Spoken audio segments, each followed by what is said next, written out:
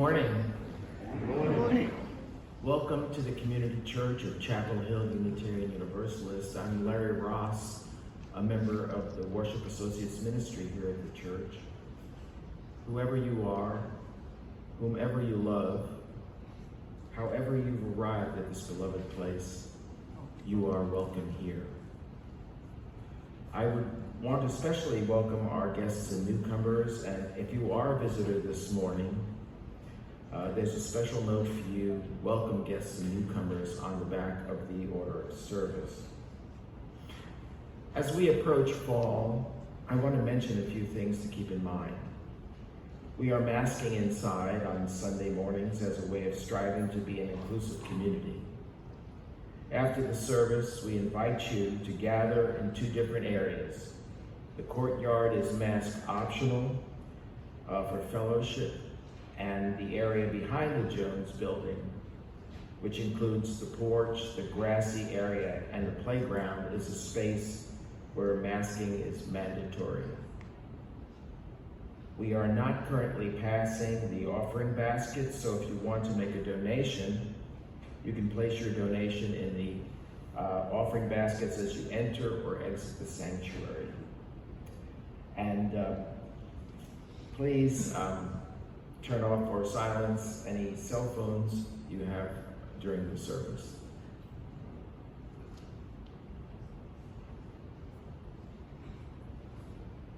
We have Don and Susan Blanchard to talk about the fall auction. And after they are completed, Mary LeMay is coming up to talk about the sisters communities of San Ramon, Nicaragua.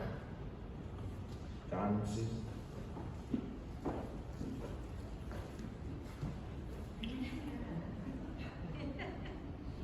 Good morning again. It's auction time again. The Community Church's 2021 fall auction will be a fully online event and is now open for your donations. What is the fall auction? Well, it's our church's second most important fundraiser and provides support for the operating budget and special projects. It's a community builder that brings out donors, buyers together, exchange items, and to share meals, events, activities, and services throughout the coming year. It takes a community to have an auction, so how can you help? Enter your donations now. The more donations we have in the auction, the more fun we will have throughout the coming year. There are 15 categories, from alt walls to Zoom services and events. What can you donate? Well, just about anything. Several of this year's dinner's offers are food fit for Pharaoh, the Wally Vegetarian Feast, and a North Carolina barbecue dinner.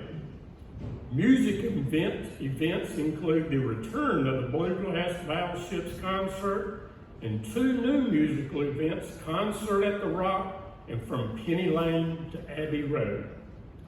Please join our auction community by entering your donations now. Bidding opens in 2 weeks on September 25th. Visit our table in the courtyard on Sundays for ideas, help, and questions. We are looking forward to another successful fall auction. Thank you.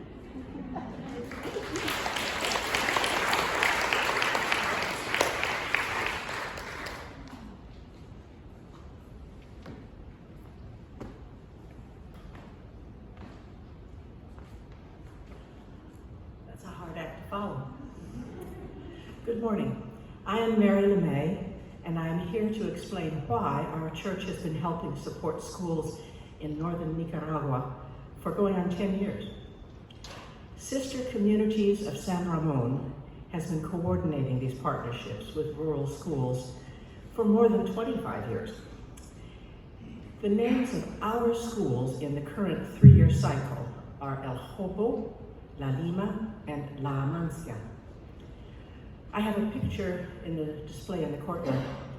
that I cut out from last year's Sister Communities newsletter, which shows a student at La Mancia, and the caption names the community church as its sister link. It was good publicity for our church.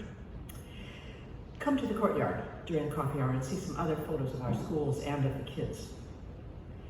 At no time during the pandemic had the public schools in Nicaragua been closed.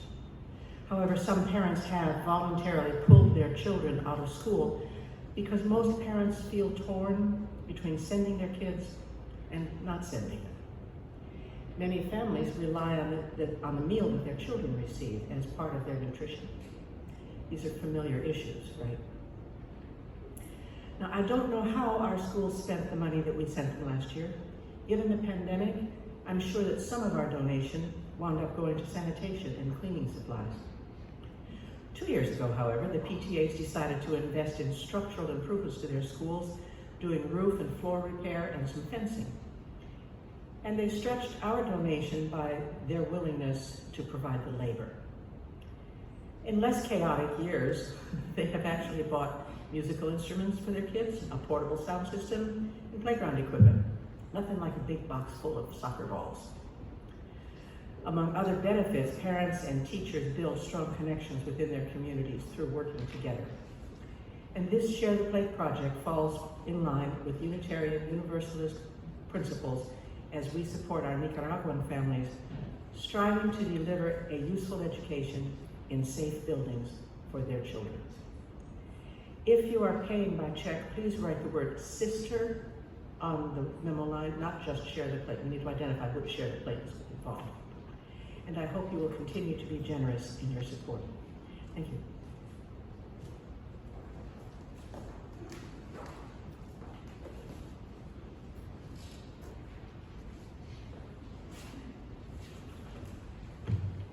Would you please rise in body or spirit and join me in singing hymn number 1, May Nothing Evil Cross This Door.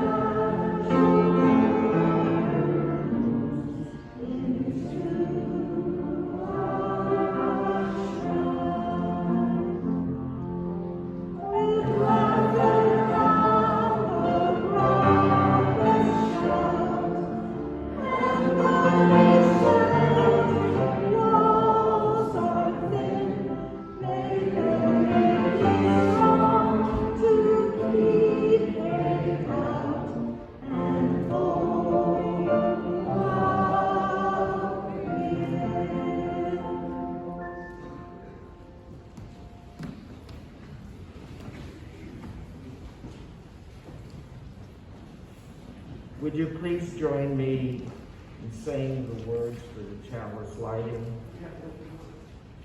I'm sorry? Oh, the opening words. That's correct. These are good words, too. So listen carefully.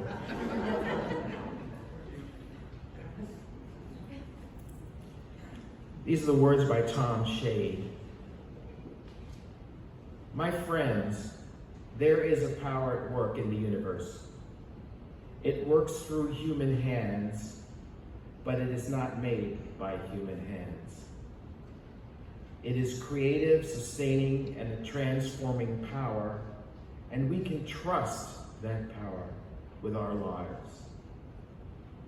It will sustain us whenever we take a stand on the side of love, whenever we take a stand for peace and justice, whenever we take a risk. Trust in that power. We are together, held by that power. And now, the Chalice Lighting. Words, if you would please join with me to say them, by Gary Kowalski. With faith to face our challenges, with love that casts out fear, with hope to trust tomorrow, we accept this day as the gift it is, the reason for rejoicing.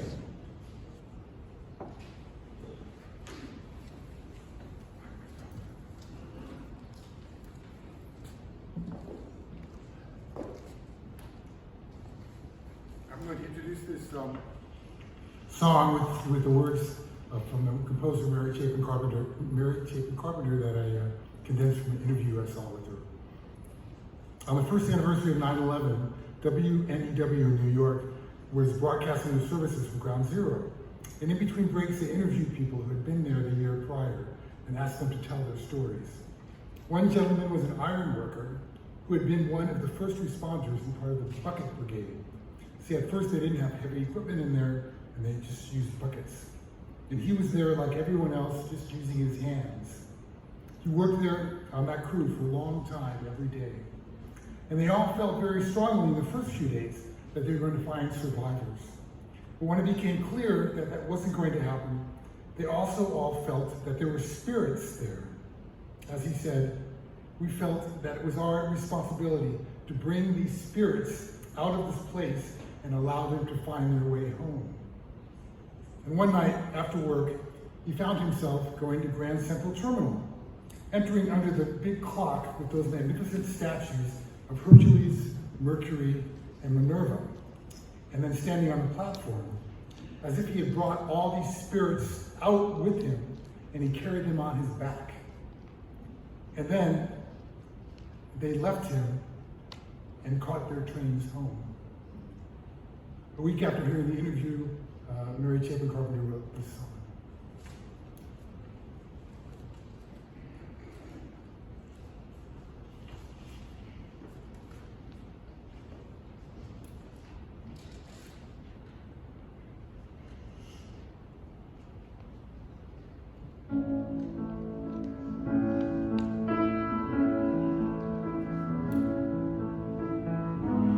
Got my work clothes on, full of sweat and dirt.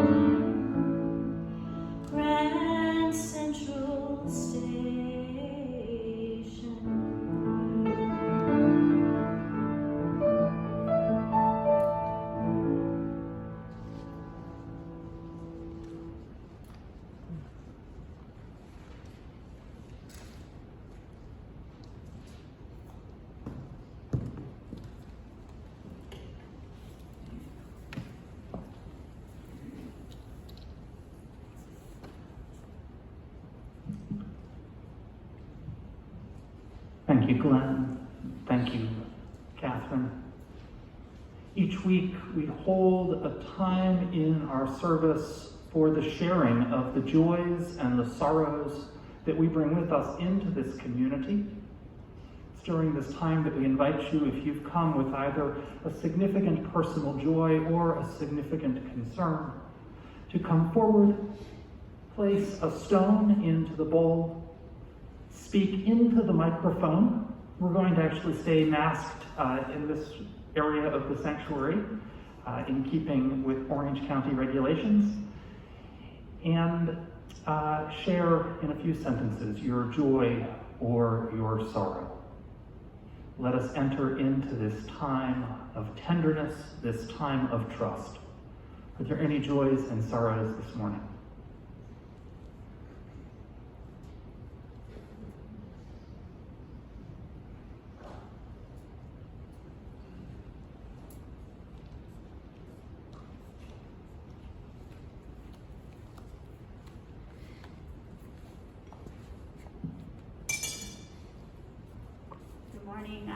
Good morning, I'm Margaret Ree. I wanted to share a sorrow for myself that I'm in treatment for breast cancer, and I'm 46 and I have 3 children and a very full life already, along with COVID going on. It just feels like a lot for me right now, and I wanted to reach out to this community for support. And my joy is that Howard, my husband, has been such a support to me and my friends and my family.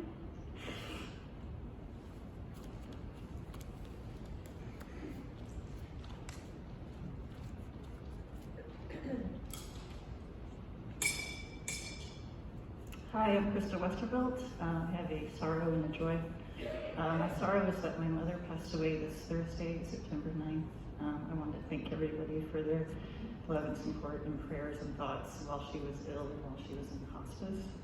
And then my joy today is that I turned 45 today, and I just, along with the Chalice Lighting words, I'm working to accept this day as the gift it is.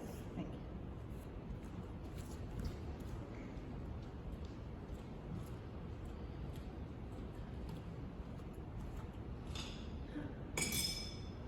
My name is Bill Rowe. I'm doing this without permission, so I hope I don't get in too much trouble.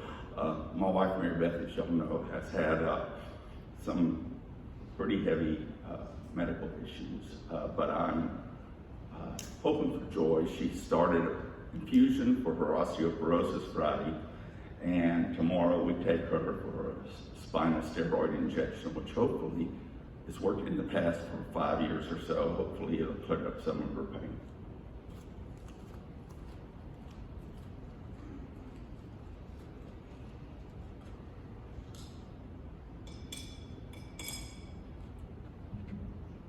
Hi, I'm Rosemary Dean, and I'm sharing a sorrow and a joy. The sorrow in my heart goes out to you. There's a sweet little boy named Jojo, and he's been battling cancer since he was 18 months old, and he's 4 now. And today they leave for New York for another treatment, but this time he has to pee. He's sedated 3 times, and last time he stopped breathing and they had to rescue him. So just sending lots of love to Jojo and his family. And my joy is that I'm a teacher, and it's so good to be with children again. And so far, so good.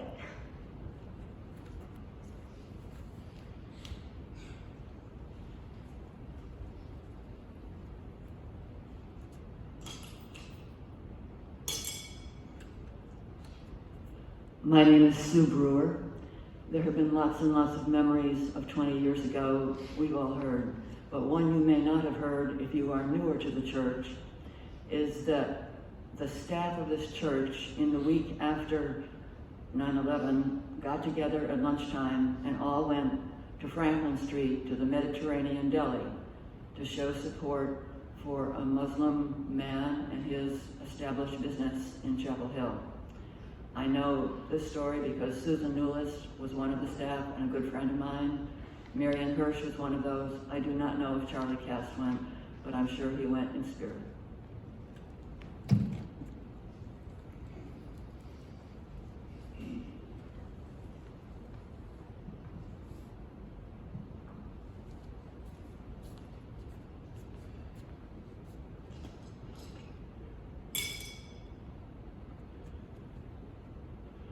name is Hans Hagen, and my concern is that the nations are not probably going to follow the report about the common good, which was presented by the General Assembly, UN General Assembly President.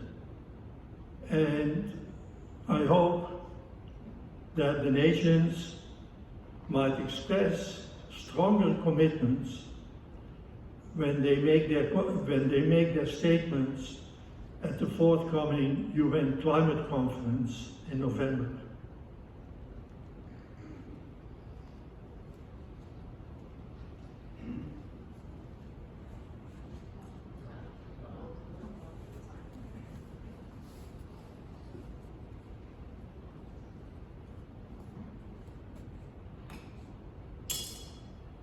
I'm Leanne King, and I'm here to share a joy. About a year ago, we found out that my father was having his second round with prostate cancer, and his treatments were limited. He luckily was able to find a treatment that did work for him. His PSA count, for those that are familiar with that, was 388 about November of last year, and as of 2 weeks ago, it was 1.9, and he played golf and drove last week, so we're very happy to still have him around.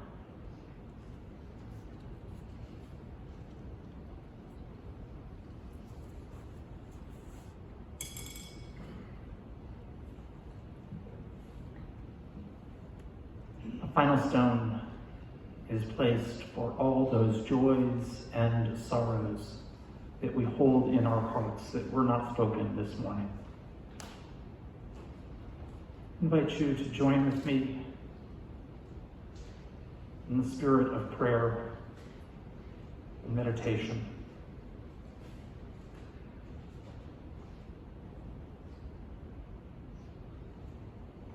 Spirit of life, source of our being and our becoming. On this weekend of a fateful anniversary, and so many of us remember and recall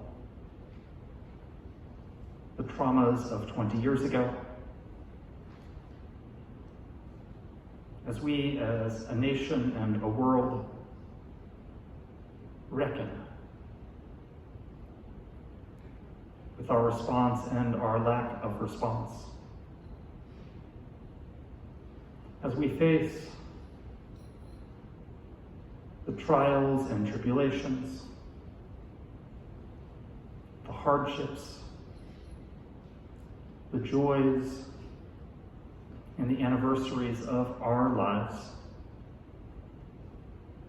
and as we commit to working for a better world, we pause for this moment to connect with ourselves, each other, and our wider community.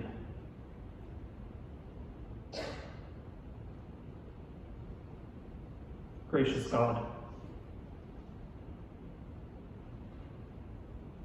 we ask for strength in this time. We ask to remember care, kindness, and community.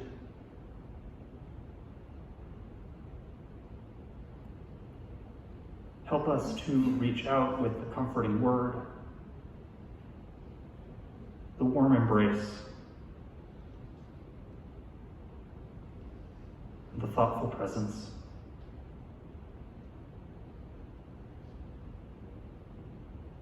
Help us to think of one another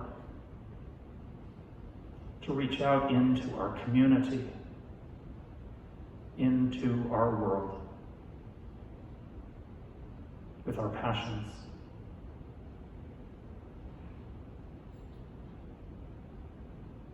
We ask for strength in the facing of our days, resolute living, and tender hearts to love.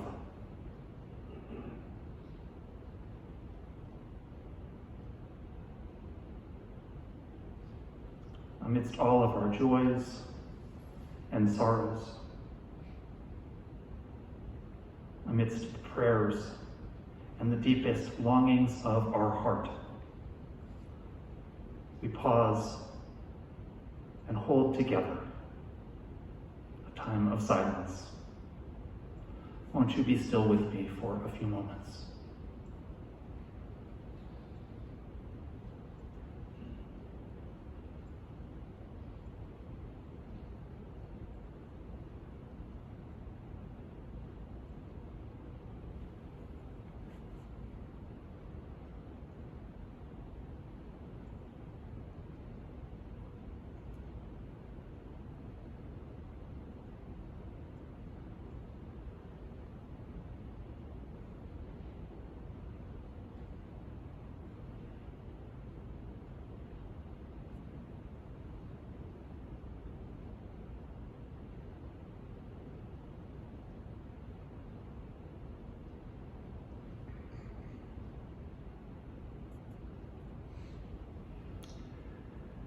Amen.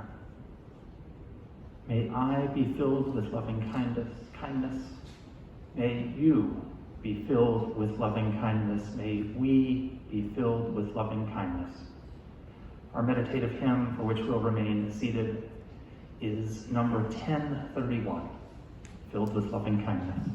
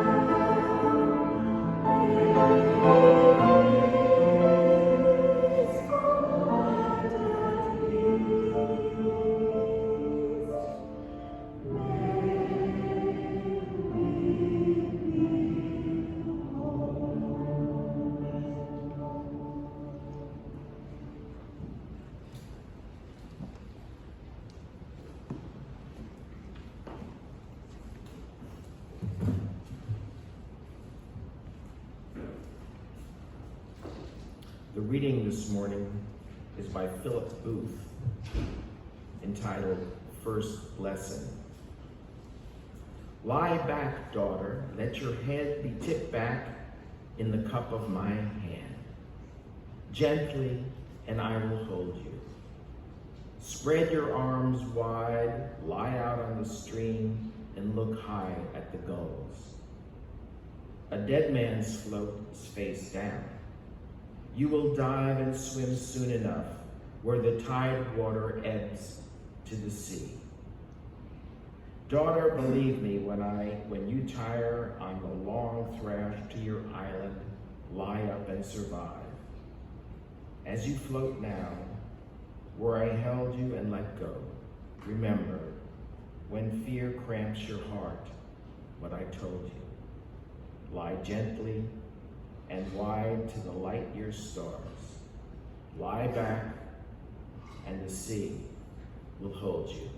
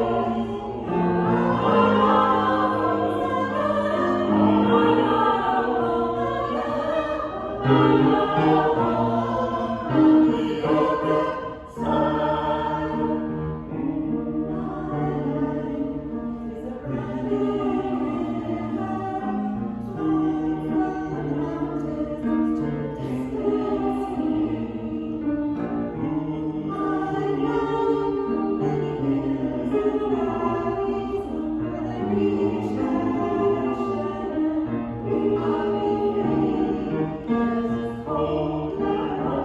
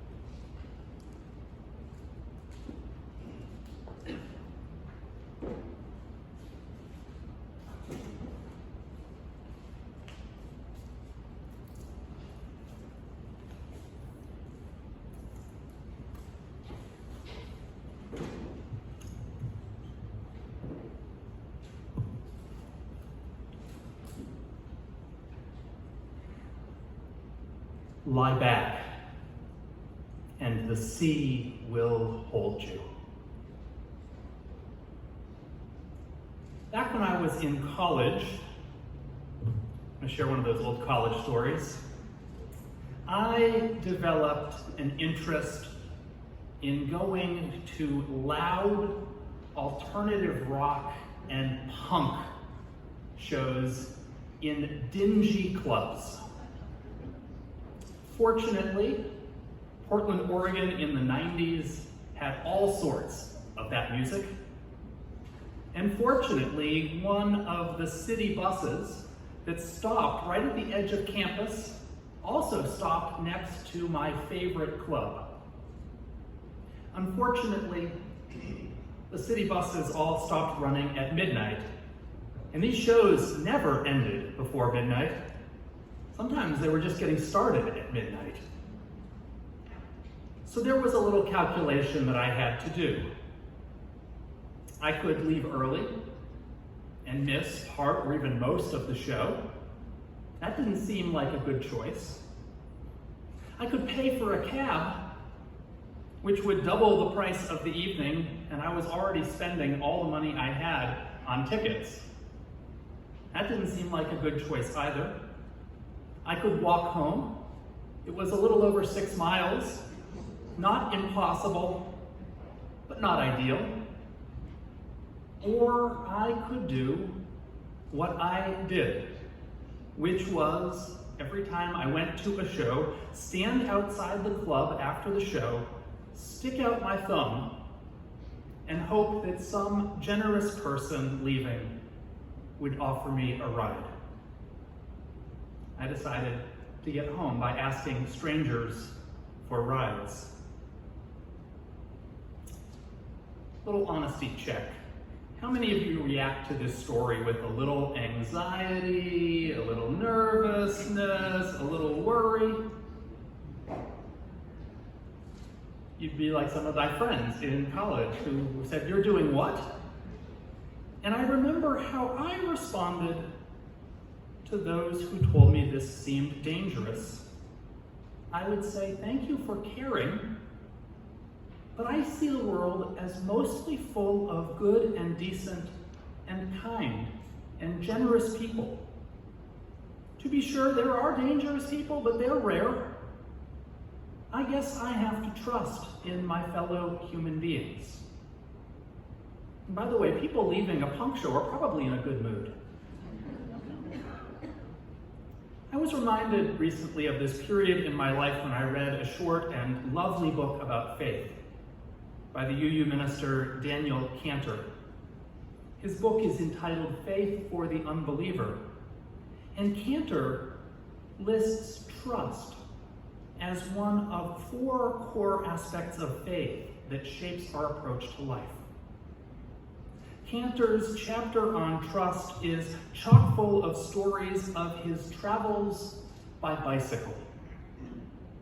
He biked across India as a young adult and crossed the United States by bicycle during his sabbatical. These travels involve a certain degree of vulnerability. They require encountering and even depending on assistance from complete and total strangers. Hear what Daniel Cantor writes. "Before I set off on a solo cross-country bicycle trip, those who cared for my safety told me that the world is full of dangerous people. I responded that I appreciated their concern for me and cherished it deeply. And I assured them that my faith holds that people are essentially good, and that belief, however naive, would comfort me through any difficult encounters with the dangerous ones.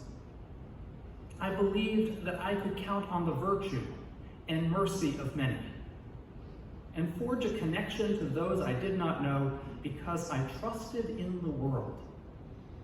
And I found that I was right most of the time." Daniel Cantor, brother, I feel you.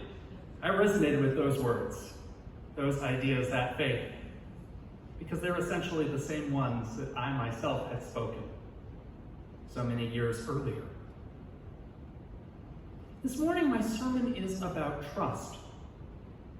And I want to talk about trust in theological terms, and I want to talk about how trust functions in the life of religious organizations, and finally, I want to connect trust to some of the ills that are plaguing our society today. But first, I want to talk about trust as a spiritual or theological force. What do I mean by that? I invite you to ask yourselves the question, who or what can I trust? Just sit with that question for a moment. Who or what can I trust?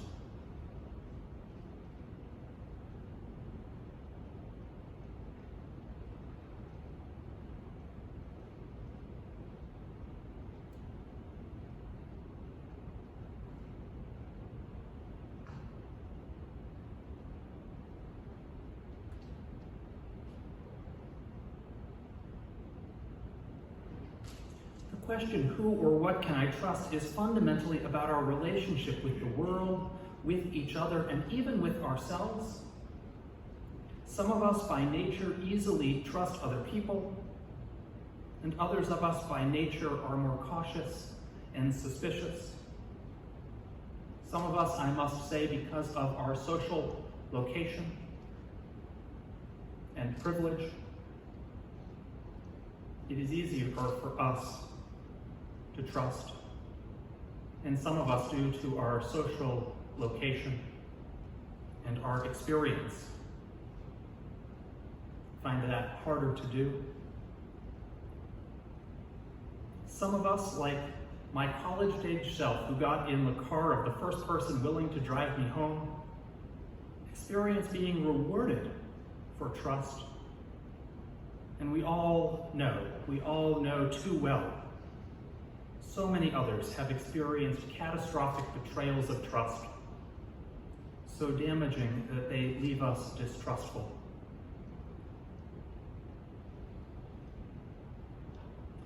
Describing an orientation towards the world.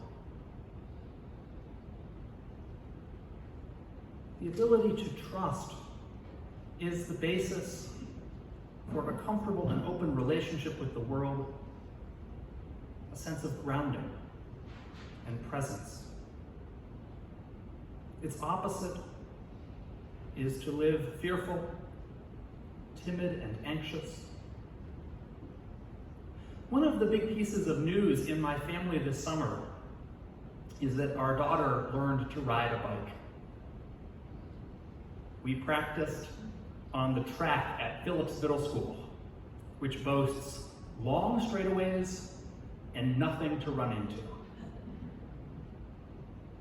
One day it clicked, and she just took off, pedaling all the way around the quarter-mile track in a straight shot, confidently, trusting in herself.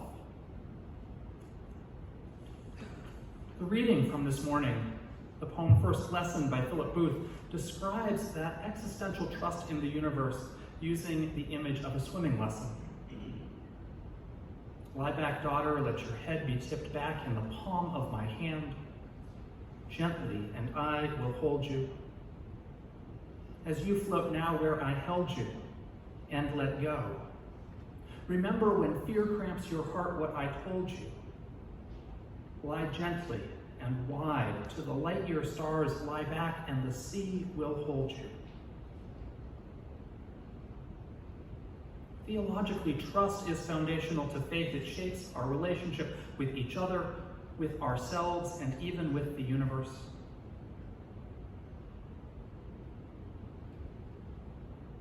I'm now in my 19th year of parish ministry. How the heck did that happen?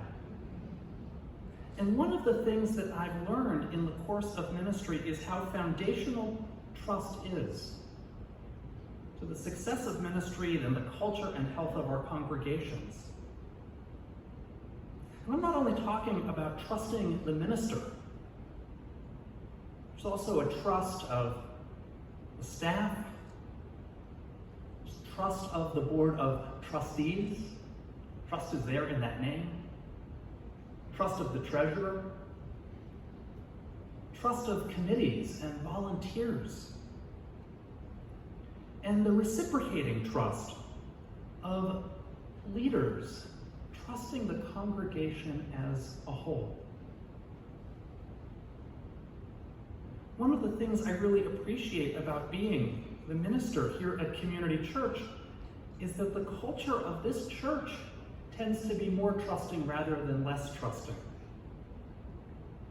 We can try new things and introduce changes without freaking out. We can start new programs trusting they will be responsibly led.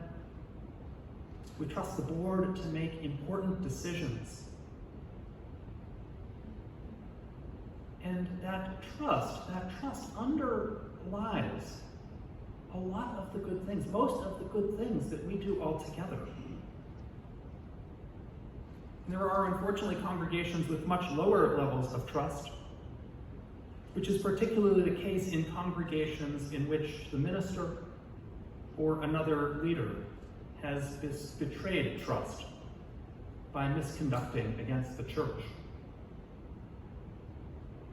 When this happens, there are systematic behaviors that follow misconduct. And they include distrust, but also inability to make decisions, high degrees of anxiety, high degrees of reactivity, and a sense of paralysis. Just as congregations, as with any organization, can become unhealthy, anxious, and paralyzed by the absence of trust, societies can as well. Now, in calling for trust, in speaking about trust, I'm not calling for uncritical allegiance, because misplaced and naive trust can be just as destructive as cynical distrust. But it occurs to me that I can't speak about trust without also talking about some of the ways in which trust has and is breaking down in our nation. One of these ways is the prevalence of isms and phobias. Racism can be a form of hatred and enmity. It can be understood as a caste system, a way of controlling social and economic power. But I also think of racism, xenophobia, homophobia, transphobia, Islamophobia, and anti-Semitism, and how they function to reduce social cohesion, reduce society's functioning by elevating distrust. Bigotry is inherently distrustful. Another symptom of our lack of trust is attacks on the truth.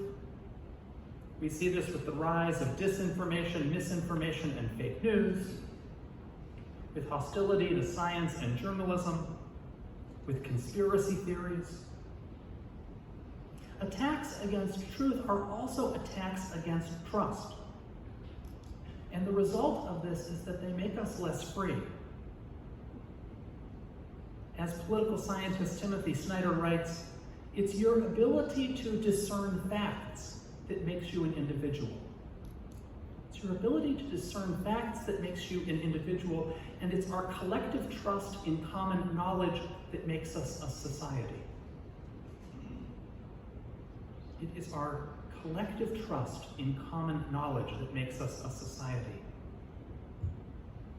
So again, what is called for is neither an uncritical and unthinking trust in our institutions, but nor is it a cynical distrust in them. Rather, we must build trust through courageous relationship, build trust through telling the truth, and build trust despite legacies of broken trust that we have inherited. And yes, this is as hard as it sounds. In his reflections on trust, Daniel Cantor suggests that when we live with trust, we are more likely to respond to life with what he calls a radical yes. He writes, "To risk is to step out past our comfort zones, to know that we could lose everything we guard about who we are, and to do it anyways. The reward gained by surrendering to and trusting something greater than solitary existence. And in reaching for the possibilities the world offers, we often find a strength of heart and soul we did not know we have."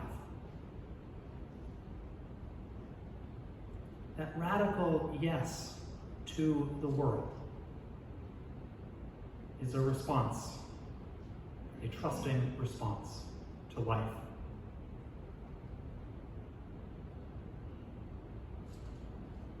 So do you?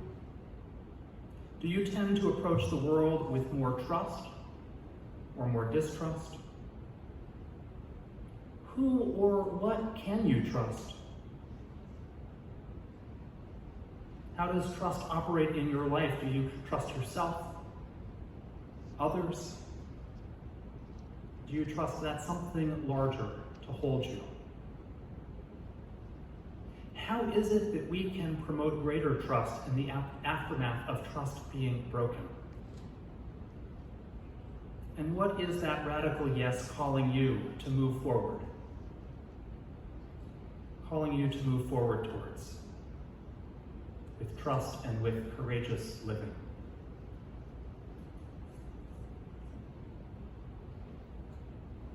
Amen. Blessed be. I found myself, as I put together the order of service for this week, wanting to end with Amazing Grace, which is what I invite us to sing today. Hymn number 205, and I invite you to rise in body or in spirit as we sing together. Thank you.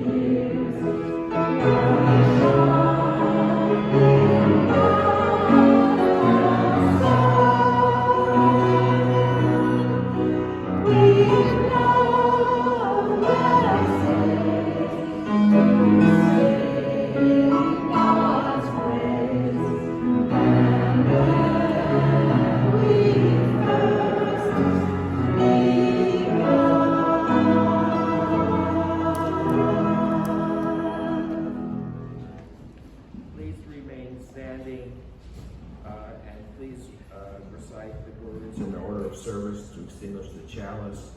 We extinguish this flame, but not the light of truth, the warmth of community, or the fire of commitment. These we carry in our hearts until we are together again. And as we do, as now we do, we either hold our hands out to receive other hands or place them over our heart to sing Shalom.